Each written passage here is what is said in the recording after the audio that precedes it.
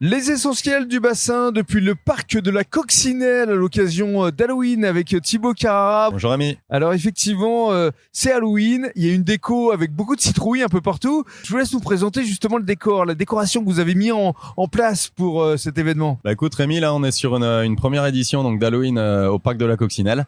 Donc un événement qu'on prépare maintenant depuis 3-4 mois, qui s'est mis en place donc depuis début octobre, on travaille dessus.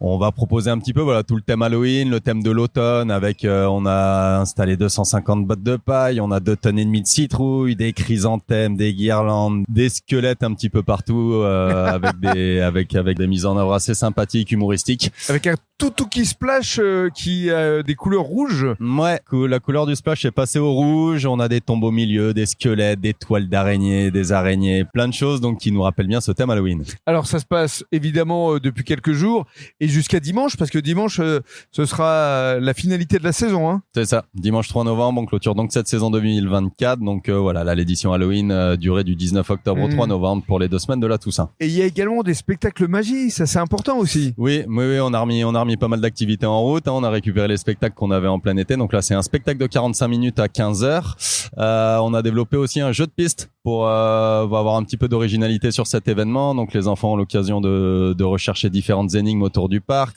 trouver une phrase mystère. Ils reviennent nous voir à l'entrée, ils ont une petite surprise pour eux et la possibilité de participer à une tombola pour gagner des passes saison 2025, des entrées 2025 et différents lots.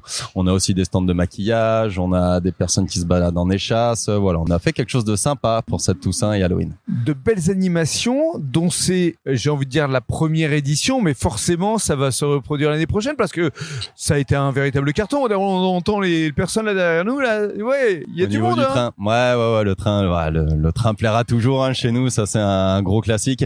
Mais c'est sûr que oui, là maintenant on a un petit peu de recul, on a une très belle météo avec nous, on a des retours qui sont très positifs de nos visiteurs. On savait pas trop sur quel pied danser au début, et quand on voit tous ces retours qui sont très agréables et qu'on peut même consulter aujourd'hui sur la page Facebook via les différents posts qu'on peut mettre, beaucoup de réponses de visiteurs qui sont venus et qui ont trouvé une déco très chouette, beaucoup d'originalité et un joli travail qui a été effectué. Ouais. Donc pour conclure, ça veut dire que cette saison 2024 a été une très belle saison. Ouais, on a une jolie saison, on a une météo qui était avec nous, donc voilà, hors Halloween, on a bien travaillé, on a eu vraiment une jolie fréquentation et là c'est vrai qu'on finit sur quasiment 2 semaines de beau temps sur la Toussaint, loin de ce qu'on a pu vivre sur la saison 2023.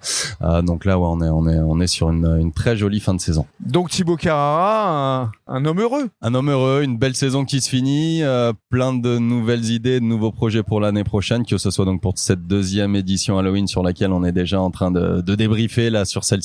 On risque de proposer vraiment des choses très sympas l'année prochaine aussi sur cette Toussaint. Le parc de la Coccinelle, essentiel du bassin, forcément. Un gros classique. Merci beaucoup. Merci à toi Rémi.